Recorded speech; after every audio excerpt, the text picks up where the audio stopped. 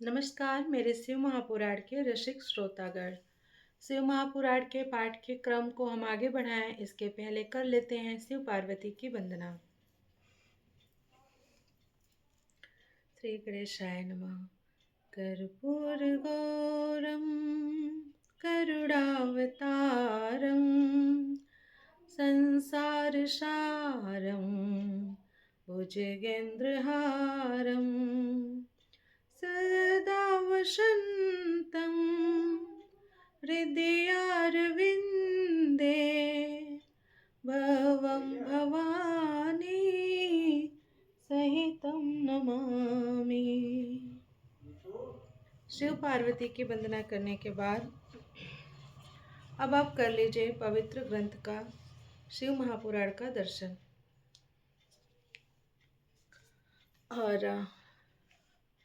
अब हम देखते हैं कि हमारा आज का पाठक्रम कौन सा है।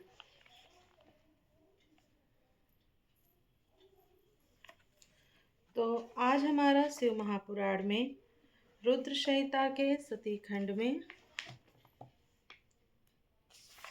आज हमारा अथय कोण त्रिंशो अध्याय पाठ का नाम है, पाठ संख्या है और पाठ नाम है यज्ञशाला में शिव का भाग न देखकर तथा दक्ष द्वारा शिव निंदा सुनकर क्रुद्ध हो सती का दक्ष तथा देवताओं को फटकारना और प्राण त्याग का निश्चय। तो चलिए पाठ के क्रम को हम अपने आगे बढ़ाते हैं। ब्रह्मा जी बोले, हे नारद, दक्ष कन्या सती उस स्थान पर गई जहाँ देवता असुर और मुनिंद्र आदि के कौतूहलपूर्ण कार्य से युक्त महान यज्ञ हो रहा था। सती ने वहां अपने पिता के भवन को देखा जो नाना प्रकार के आश्चर्यजनक भावों से युक्त, कांतिमान, मनोहर तथा देवताओं और ऋषियों के समुदाय से भरा हुआ था। देवी सती भवन के द्वार पर जाकर खड़ी हुई और अपने वाहन नंदी से उतरकर अकेले ही शीघ्रतापूर्वक यज्ञस्थल के भीतर गई। सती को आया देख उनकी यशस्विनी माता वीरड़ी और बहनों ने यथोचित सत्कार किया, परंतु दक्ष ने उन्हें देखकर भी कुछ आदर नहीं किया तथा उनके भय से शिव की माया से मोहित हुए अन्य लोगों ने भी उनका आदर नहीं किया। हे मुने, सब लोगों के द्वारा तिरस्कार प्राप्त होने पर भी सती देवी ने अत्यंत विस्मित हो माता पिता को प्रणाम किया। उस यज्ञ में सती ने भगवान विष्णु आदि देवताओं के भाग को देखा, परंतु शिव जी का भाग कहीं भी दिखाई नहीं दिया। तब उन्होंने असह्य क्रोध प्रकट किया। अपमानित होकर भी रोष से भरकर सब लोगों की ओर क्रूर दृष्टि से देखकर दक्ष को भस्म करती हुई सी वे कहने लगी। सती बोली, आपने परम मंगलकारी शिव को इस यज्ञ में क्यों नहीं बुलाया, जिनके द्वारा यह संपूर्ण चराचर जगत पवित्र होता है। जो यज्ञ स्वरूप यज्ञवेत्ताओं में श्रेष्ठ, यज्ञ के अंग यज्ञ की दक्षिणा और यज्ञ करता हैं, उन शिव के बिना यह यज्ञ कैसे पूर्ण हो सकता है।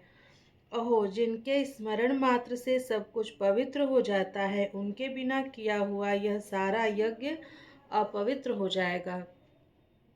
द्रव्य, मंत्र आदि, हव्य और कव्य, ये सब जिनके स्वरूप हैं, उन शिव के बिना यज्ञ का आरंभ कैसे किया गया।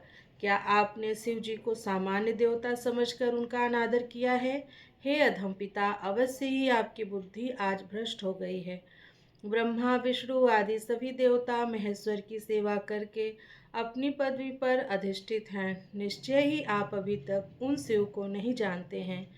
हे ब्रह्मा, विष्णु आदि देवता तथा मुनि, अपने प्रभु भगवान शिव के बिना इस यज्ञ में कैसे चले आए। ब्रह्मा जी बोले, ऐसा कहकर शिव स्वरूपिणी परमेश्वरी विष्णु आदि सब देवताओं को अलग अलग फटकारती हुई कहने लगी। सती बोली, हे विष्णु, श्रुतियाँ जिन्हें सगुण एवं निर्गुण रूप से प्रतिपादित करती है, क्या आप उन शिव जी को यथार्थ रूप से नहीं जानते हैं।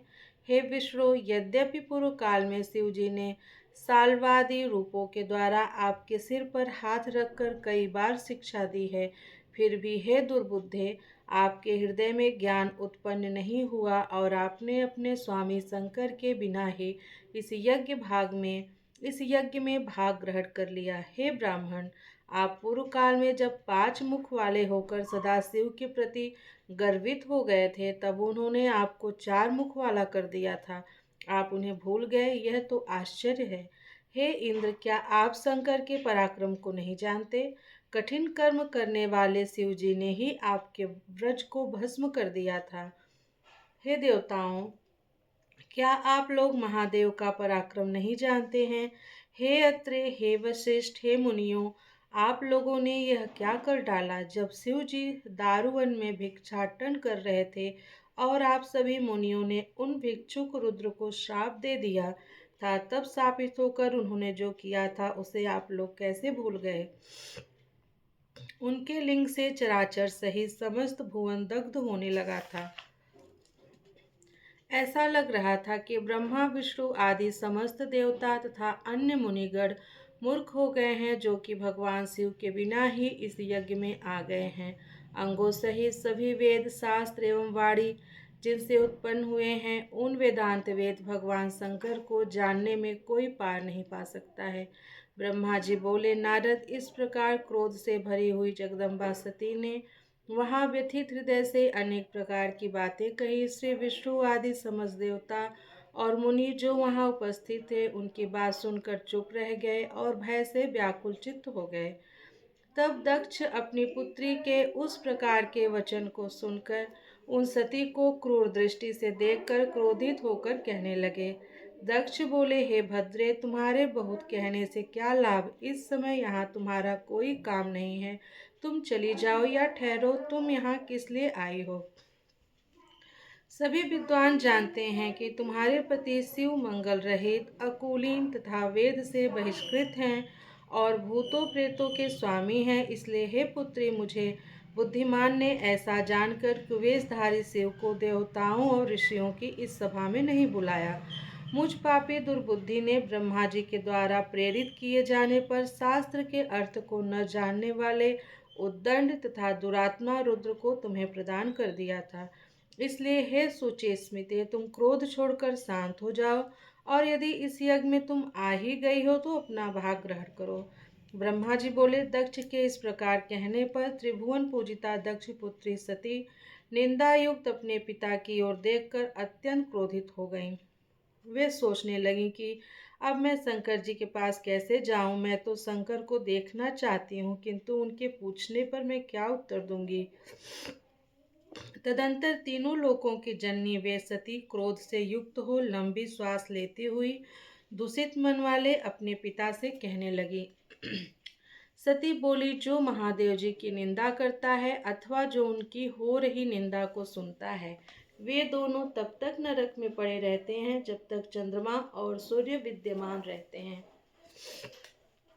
अतः हे तात, मैं अग्नि में प्रवेश करूंगी और अपने शरीर को त्याग दूंगी। अपने स्वामी का अनादर सुनकर अब मुझे जीवन से क्या प्रयोजन? यदि समर्थ हो तो वह स्वयं विशेष यत्न करके शंभु की निंदा करने वाले की जीभ को बलपूर्वक काट डाले। शिव निंदा सुनने वाला व्यक्ति तभी वह शिव निंदा श्रवण के पाप से शुद्ध हो सकता है, इसमें संशय नहीं है। यदि मनुष्य कुछ प्रतिकार कर सकने में असमर्थ हो तो बुद्धिमान पुरुष को चाहिए कि वह दोनों कान बंद करके वहां से चला जाए, तब वह पाप से शुद्ध हो सकता है, ऐसा श्रेष्ठ विद्वान कहते हैं। ब्रह्मा जी बोले, इस प्रकार धर्म नीति कहकर वे सती पश्चाताप करने लगी और उन्होंने व्यथित चित्त से भगवान शंकर के वचन का स्मरण किया। तदंतर सती ने अत्यंत कुपित हो दक्ष तथा उन विष्णु आदि समस्त देवताओं और मुनियों से भी निडर होकर कहा। सती बोली, हे तात, आप शंकर के निंदक हैं, अतः आपको पश्चाताप करना पड़ेगा। इस लोक में महान दुख भोग कर अंत में आपको यातना भोगनी पड़ेगी। इस लोक में जिन परमात्मा का न कोई प्रिय है न अप्रिय है, उन द्वेष रहित शिव के साथ आपके अतिरिक्त दूसरा कौन वैर कर सकता है? जो दुष्ट लोग हैं वे सदा ईर्ष्यापूर्वक यदि महापुरुषों की निंदा करें तो उनके लिए यह कोई आश्चर्य की बात नहीं है। परंतु जो महात्माओं के चरणों की रज से अपने अज्ञानांधकार को दूर कर चुके हैं, उन महापुरुषों की निंदा शोभा नहीं देती। जिनका शिव यह दो अक्षरों का नाम कभी बातचीत के प्रसंग से मनुष्यों की वाणी द्वारा एक बार उच्चारित हो जाए तो वह संपूर्ण पाप राशि को शीघ्र ही नष्ट कर देता है। अहो खल स्वरूप आप शिव से विपरीत होकर उन पवित्र कीर्ति वाले निर्मल अलंघ्य शासन वाले सर्वेश्वर शिव से विद्वेष करते हैं। महापुरुषों के मन रूपी मधुकर ब्रह्मानंदमय रस का पान करने की इच्छा से जिनके सर्वार्थदायक चरण कमलों का निरंतर सेवन किया करते हैं और जो शिव संसार के लोगों पर शीघ्र ही आदरपूर्वक मनोरथों की वर्षा करते हैं, सबके बंधु उन्हीं महादेव से आप मूर्खतावश द्रोह करते हैं। जिन शिव को आप अशिव बताते हैं, उन्हें क्या आपके सिवा दूसरे विद्वान नहीं जानते हैं? ब्रह्मा आदि देवता, सनक आदि मुनि तथा अन्य ज्ञानी क्या उनके स्वरूप को नहीं समझते? उदार बुद्धि भगवान शिव जटा फैलाए, कपाल धारण किए, शमशान में भूतों के साथ प्रसन्नता पूर्वक रहते हैं तथा भस्म एवं नरमुंडों की माला धारण करते हैं। इस बात को जानकर भी जो मुनि और देवता उनके चरणों से गिरे निर्माल्य को बड़े आदर के साथ अपने मस्तक पर चढ़ाते हैं, इसका क्या कारण है? यही कि वे भगवान शिव ही साक्षात परमेश्वर हैं। वेदों में प्रवृत्ति तथा निर्वृत्ति ये दो प्रकार के कर्म बताए गए हैं, जिनका विद्वानों को विवेक पूर्वक विचार करना चाहिए। ये दोनों ही कर्म परस्पर विरुद्ध गति वाले हैं, अतः एक कर्ता के द्वारा इनका साथ साथ अनुष्ठान नहीं किया जा सकता। भगवान शिव तो साक्षात परब्रह्म हैं, अतः उनमें इन दोनों ही कर्मों की गति नहीं है, अतः वे इन दोनों ही कर्मों से परतंत्र नहीं हैं। हे पिता जो योगैश्वर्य अर्थात अणिमा आदि सिद्धियां हमें सर्वदा प्राप्त हैं, वे आपको प्राप्त नहीं हैं। आपकी यज्ञशालाओं में आयोजित होने वाले तथा धूम मार्ग को प्रदान करने वाले प्रवृत्ति मार्गी कर्मों का हम त्याग कर चुके हैं। हमारा ऐश्वर्य अव्यक्त है तथा ब्रह्मवेत्ता पुरुषों के द्वारा निरंतर सेवित है। हे तात, आप विपरीत बुद्धि वाले हैं, अतः आपको अभिमान नहीं करना चाहिए। अधिक कहने से क्या लाभ? आप दुष्ट हृदय हैं और आपकी बुद्धि सर्वथा दूषित हो चुकी है। अतः आपसे उत्पन्न हुए इस शरीर से भी मेरा कुछ भी प्रयोजन नहीं रहा। उस दुष्ट व्यक्ति के जन्म को धिक्कार है जो महापुरुषों के प्रति अपराध करने वाला है। विद्वान पुरुष को चाहिए कि ऐसे संबंध का विशेष रूप से त्याग कर दें। जिस समय भगवान शिव आपके गोत्र का उच्चारण करते हुए मुझे दाक्षायणी कहेंगे, उस समय मेरा मन सहसा अत्यंत दुखी हो जाएगा। इसलिए आपके अंग से उत्पन्न हुए सौतुल्य घृणित इस शरीर को इस समय मैं अवश्य ही त्याग दूंगी और ऐसा करके सुखी हो जाऊंगी। हे देवताओं और मुनियों, आप सब लोग मेरी बात सुने। दूषित मन वाले आप लोगों का यह कर्म सर्वथा अनुचित है। आप सब लोग मूढ़ हैं, क्योंकि शिव जी की निंदा और कलह आप लोगों को प्रिय है। अतः भगवान हर से सभी को इस कुकर्म का निश्चय ही पूरा पूरा दंड मिलेगा। ब्रह्मा जी बोले, हे नारद, उस यज्ञ में दक्ष से तथा देवताओं से ऐसा कहकर सती देवी चुप हो गई और मन ही मन अपने प्राण वल्लभ शंभु का स्मरण करने लगी। इस प्रकार से शिव महापुराण के अंतर्गत द्वितीय रुद्र संहिता के द्वितीय सती खंड में सती का वाक्य वर्णन नामक 29वां अध्याय पूर्ण हुआ। प्रियम शंकरम सर्वनाथम नमामि। हर हर महादेव। हरे नमः हरे नमः हरे नमः। ओम नमः पार्वती पतये। हर हर महादेव। मिलती हूँ आप लोगों से नेक्स्ट वीडियो में।